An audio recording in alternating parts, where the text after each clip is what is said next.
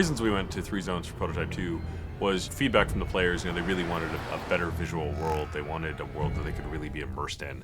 And by going to 3 distinct zones, what it meant was that we could give a greater level of memory and resources and just focus and attention that our artists could deliver to each zone to make them absolutely stunning and beautiful and a rich environment to play with.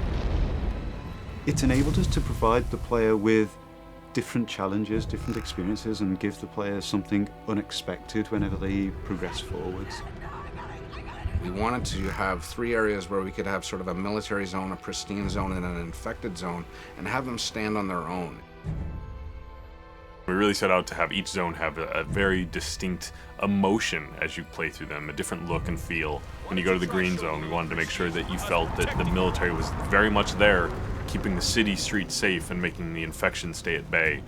So you get a greater military population, you get less destroyed buildings, less papered over buildings. You really, they tried to make it look pretty and nice. Our responsibility is sell the story, sell the mood and the feel of the location. So you will see lots of guys sitting on the sidewalks, leaning against the buildings, kind of hiding. We also focused on having a dynamic exposure so that you could have dark areas and bright areas, and having the camera really adjust for that. So it didn't feel like this monotone area of just constant intensities. A lot of the threat that you find in the green zone is slightly more insidious. It's kind of hidden away. It's not as overt as in the yellow zone where there's military absolutely everywhere, but as you dig deeper into the green zone, you start to understand that it has its own set of secrets in there, which I'm not going to go into details in this particular conversation.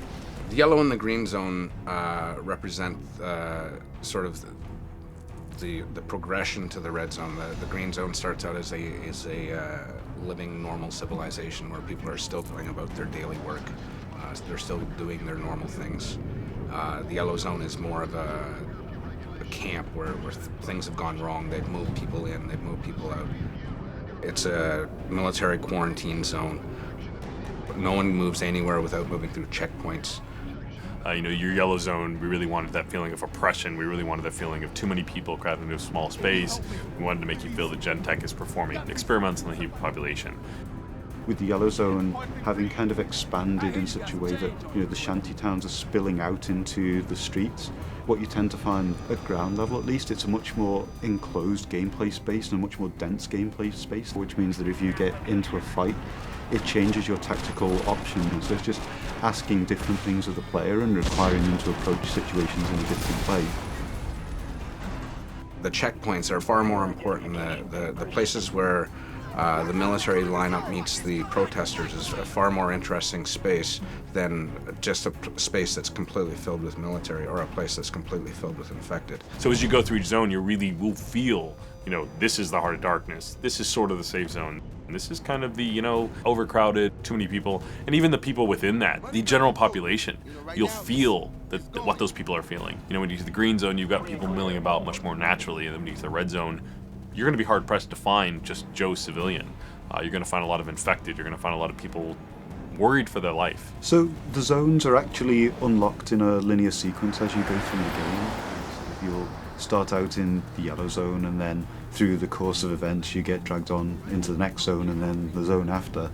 But once you've unlocked any given zone, you're free to travel between them at will to complete any of the side missions or other content that you may not have finished there, or things that you want to go back to try and to improve your performance at, etc.